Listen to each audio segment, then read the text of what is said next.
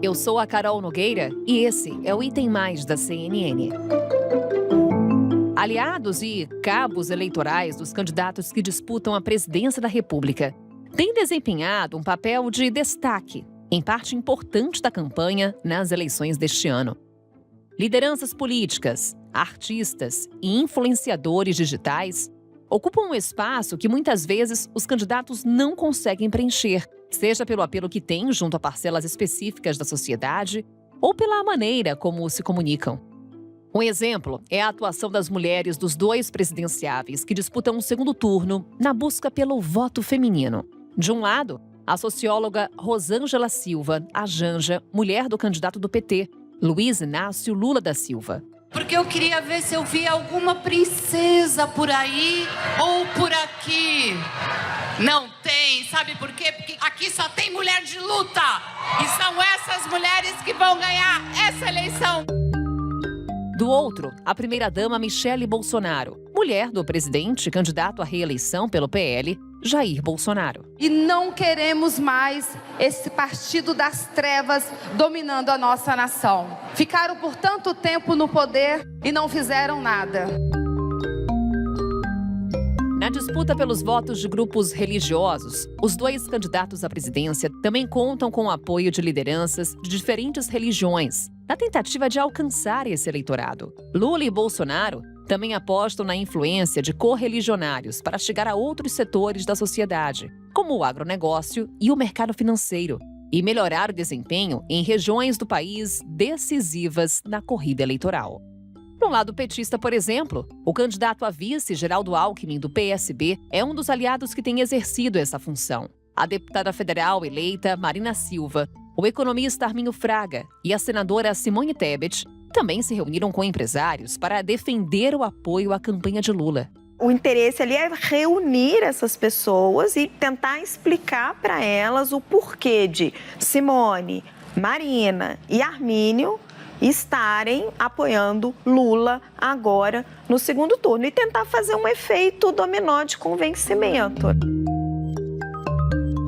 Na campanha de Bolsonaro, os governadores dos 3 estados da região Sudeste, que correspondem aos 3 maiores colégios eleitorais do Brasil, representam um trunfo importante para o presidente. Em especial, Romeu Zema, de Minas Gerais. Um colégio eleitoral que pode ser decisivo para a corrida presidencial. E uma novidade recente foi a reaproximação com o ex-juiz, ex-ministro Sérgio Moro, eleito senador pela União Brasil. A função do Sérgio Moro nesse momento na campanha do Jair Bolsonaro é principalmente trazer de volta aquele eleitor que votou no Bolsonaro em 2018, mas que ele perdeu ao longo da gestão.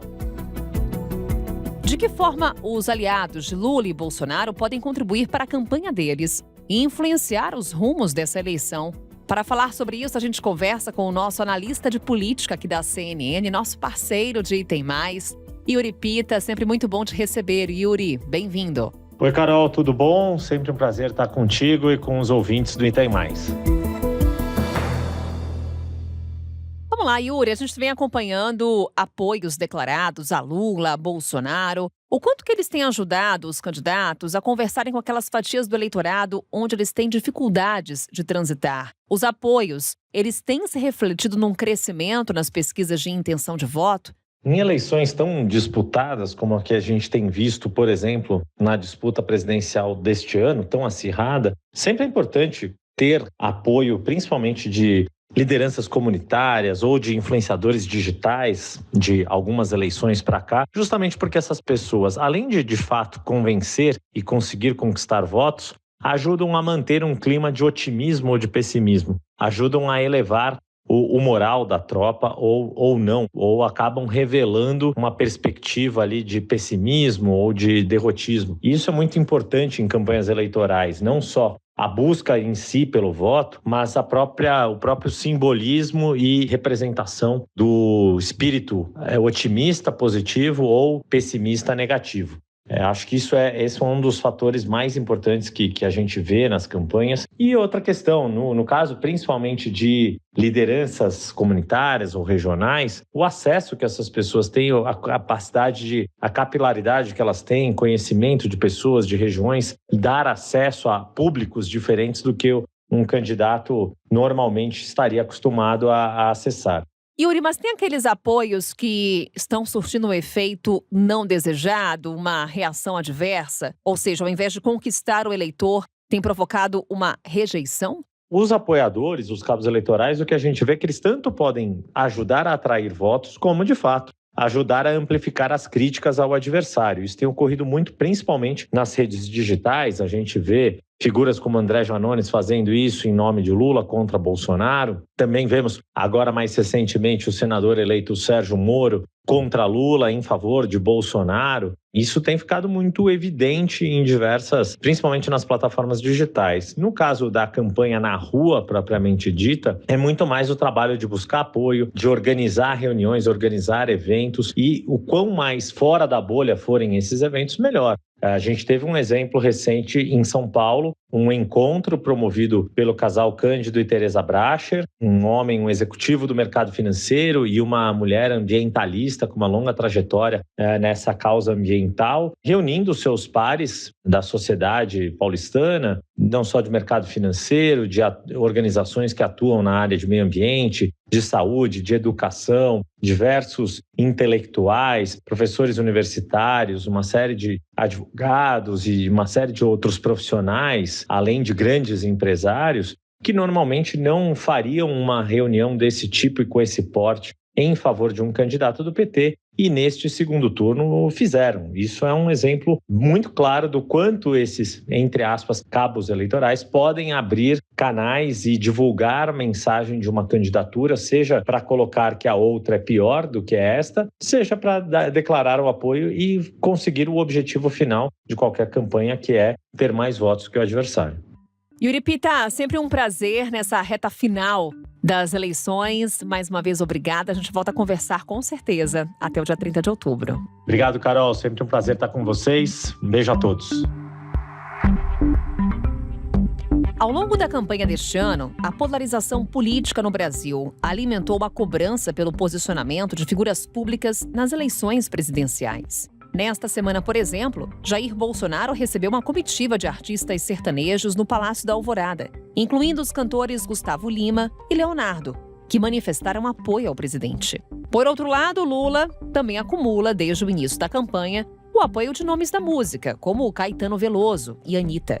Mas alguns cabos eleitorais dos candidatos à presidência também têm exercido uma outra função na disputa deste ano, a de liderar os ataques ao adversário nas redes sociais, para que os presidenciáveis evitem manchar a própria imagem com falas mais agressivas. Perfis influentes e com grande número de seguidores assumiram a linha de frente nesse combate.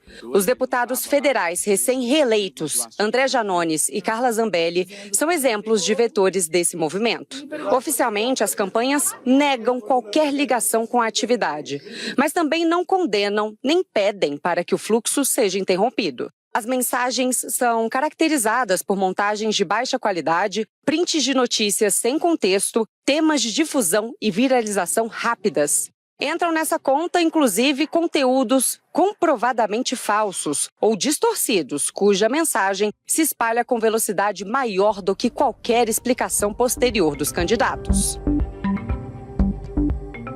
Como os aliados se encaixam na estratégia política dos candidatos que buscam a vitória na corrida presidencial? Sobre isso, a gente conversa agora com Marcelo Vitorino. Ele é consultor de comunicação digital e marketing político e professor do Instituto Brasileiro de Ensino, Desenvolvimento e Pesquisa. Marcelo, bem-vindo ao Item Mais. Muito obrigado pelo convite. Vamos lá, Marcelo. Quem é o apoio ou cabo eleitoral dos sonhos de um candidato? Qual que seria o papel desse cabo eleitoral numa disputa? Bom, são vários tipos de cabos eleitorais. Numa eleição majoritária, você tem o cabo eleitoral que é pago para fazer a defesa dos candidatos. Você tem a militância partidária, que costuma ser voluntária. Tem ainda os influenciadores e os eleitores comuns. O melhor de todos, sem dúvida nenhuma, é o eleitor. Ele é o que, se comprar um produto, ele vai vender para todo mundo como se fosse a melhor coisa do planeta. Eu acho que nenhum dos outros consegue ter o mesmo engajamento de um eleitor quando se apaixona por um candidato. Então, qual que é a relevância desse eleitor engajado no processo eleitoral? O que ele traz de fato para o candidato? Bom, a gente tem que ter em mente que A decisão de voto não costuma ser algo plenamente racional, aliás, longe disso. A decisão de voto, ela tem, como um primeiro momento, um elemento emocional. Eu simpatizo ou não com aquele candidato, eu sinto que ele tem as mesmas crenças que eu. Então, são elementos emocionais, para depois saber se ele tem um bom histórico, se ele tem boas propostas, se ele vai fazer efetivamente o que ele está dizendo. Então, esse eleitor, como ele costuma ser mais diversificado do que os outros que nós tratamos aqui, os outros tipos de militantes e defensores, eles têm o poder de entrar na casa das famílias, né? Então, é o tio que chega no almoço de domingo e quer discutir política. Ele é o melhor cabo eleitoral, não é o influenciador. O influenciador é ótimo, porque ele fala com uma grande massa, mas ele não tem a reputação que um membro da sua família tem para a sua família. Então, eu só preciso fazer essa divisão. O influenciador, ele serve mais para acabar dando um pouco de recall, de imagem para um candidato, mas para convencer alguém a votar em outra pessoa, só alguém muito próximo de você. Mas eu vou entrar ainda nesse ponto do influenciador, Marcelo, porque, de certa forma, ele mexe com o emocional do eleitor, né? Aquele artista que você admira está definindo o candidato X ou o candidato Y. Isso traz impacto na prática para o candidato? Olha, acaba trazendo mais para quem já estava predisposto a votar naquele candidato. Vou dar aqui alguns exemplos. A campanha do Lula conseguiu trazer a Anitta.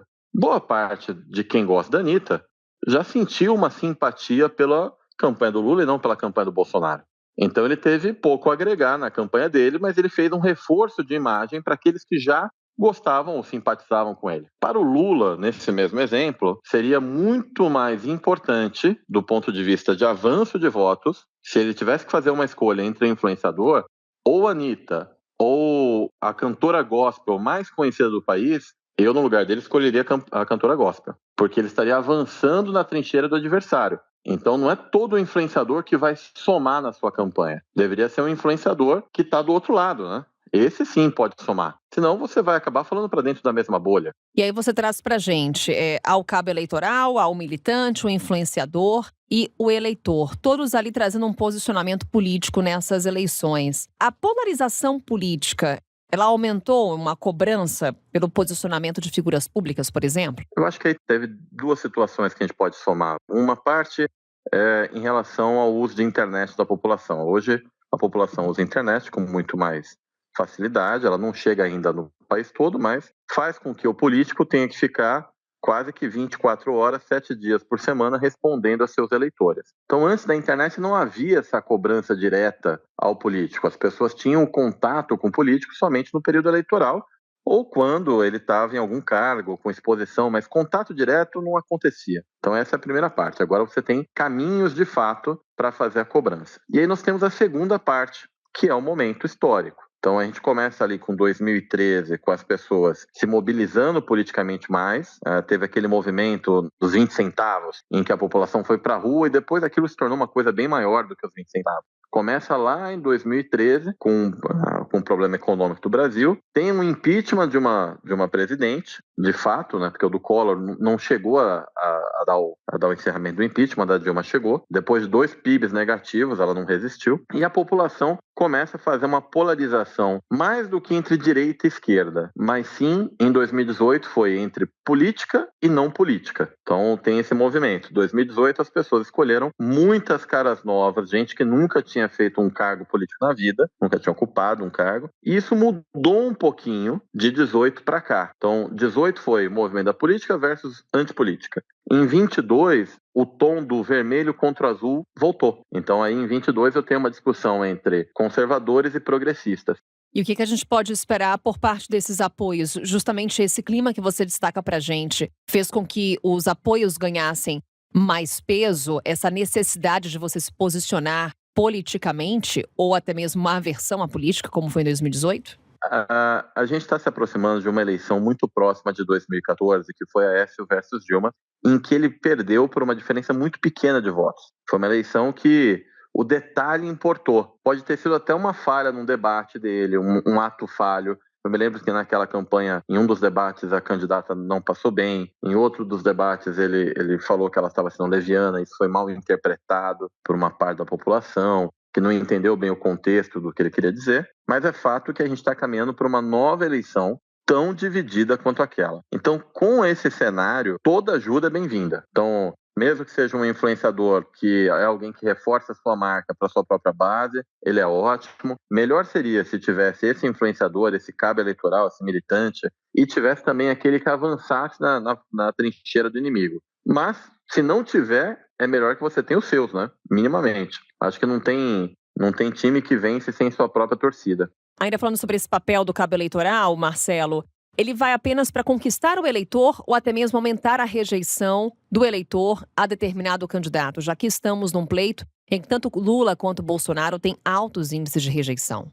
Não, eu falo mais em você conquistar os eleitores do outro lado, nesse sentido. Em vez de você aumentar a rejeição tem um problema. Ele acaba expulsando o eleitor que é apartidário da eleição. Então, quando começa a briga de um candidato com o outro, parte para a baixaria, e eles vão se aumentando a rejeição, o eleitor que não é nem de um lado nem do outro, olha para tudo isso e pensa duas vezes antes de votar. Fala, olha, esses dois aí não me representam, eu prefiro ficar na minha casa ou eu vou anular meu voto. Então, essa briga de aumento de rejeição, ela não cativa o eleitor. É muito difícil uma pessoa olhar e falar, poxa, quer saber, eu ia votar no A, mas agora que eu vi que ele teve um problema, eu vou votar no B. O que costuma acontecer é, eu ia votar no A e agora não vou mais, eu prefiro ficar em casa. Ou, ainda assim, ele continua insistindo. Esses dois candidatos, tanto Lula quanto Bolsonaro, eles têm já uma população cristalizada que vota neles, né? Muito por parte da rejeição ao outro. Eu não consigo precisar exatamente quantos dos eleitores do Lula hoje são eleitores do Lula porque odeiam Bolsonaro e quantos são do Bolsonaro porque odeiam Lula. Mas pode ter certeza que é um número grande. Se aumentar a rejeição, o que pode acabar acontecendo é você tirar eleitores do resultado. Em 2016, eu estava na campanha do Crivella e o meu adversário naquela época era o Marcelo Freixo. Crivella e Freixo eram donos de rejeições. Crivella do lado dos conservadores, Freixo do lado dos progressistas. Um ambiente muito próximo desse que está acontecendo agora. E o que eu notei foi isso. Eu notei que quanto mais a campanha tomava um tom bélico, o indeciso se transformava em branco e nulo. Então, essa eu acho que é uma observação que as pessoas deveriam ter um pouco mais de atenção. Não adianta você falar mal de um candidato ou falar mal do outro candidato. Isso não vai atrair um eleitor para o seu. Ô Marcelo, voltando aqui para o papel do cabo eleitoral, desse eleitor, desse influenciador, desse artista. Historicamente, como é que você classifica esse momento de 2022? Para esse eleitor indeciso, por exemplo, que você citava há pouco, o apoio de determinado artista, de um determinado economista, isso pode pesar na definição de voto? Depende do tipo, de como esse apoio é feito, ele pode fazer uma conversão. Eu vou dar um exemplo do que é um apoio bem feito. É quando ele é desprovido de um elemento de raiva e quando ele caminha mais na direção da sensatez. Então, vamos supor que um determinado economista viesse a público falar que apoia ou Lula ou Bolsonaro. E quando ele se referisse ao outro, ele se referiu, olha, eu reconheço que o outro fez coisas boas, mas o que a gente vai precisar para este momento, daqui para frente, é de uma outra postura. Então depende de como o influenciador se porta. Se ele entra no jogo da militância, em que fala que o adversário é o mal encarnado, ele tem uma menor chance de conversão dos indecisos, porque ele é classificado como militância partidária. Então ele tem que vir com uma roupagem um pouquinho mais leve, vamos dizer assim. E podemos falar em transferência direta de votos com base em apoios? Trazendo aqui como exemplos, Ciro Gomes, Simone Tebet declarando apoio ao ex-presidente Lula, enquanto governadores reeleitos em grandes colégios eleitorais declarando apoio a Jair Bolsonaro. Na prática, na política, essa transferência existe? Costuma haver uma transferência de votos quando há uma sucessão. Então, quando um governador não pode mais disputar a eleição, já está no seu segundo mandato, ele quer eleger um sucessor. Isso costuma ter uma migração em torno de 30% dos apoiadores desse governador. Agora, este não é um caso de sucessão. Esse é um caso de apoio de baixo para cima. Então, não dá para precisar o quanto desse apoio vai significar. Até porque, desses candidatos que terminaram em primeiro turno, eles não têm a mesma força de mobilização para o voto como eles tinham. Uma coisa é quando você tem um governo que está disputando o segundo turno e apoia o presidente ou apoia o adversário. Outra coisa é quando ele termina no primeiro turno. Então, é um apoio que é válido, claro que é válido, mas ele não é determinante. A conferir, então, resultado em 30 de outubro de todas essas estratégias colocadas em prática. Mais uma vez, obrigada por essa conversa, Marcelo. Um grande abraço. Outro, sempre que precisarem, é só me acionar. E assim a gente encerra o Item Mais de hoje. Amanhã estaremos de volta, ainda falando sobre eleições. É reta final e a gente, claro, segue acompanhando todos os desdobramentos, bastidores e trazendo informação para você. Até amanhã.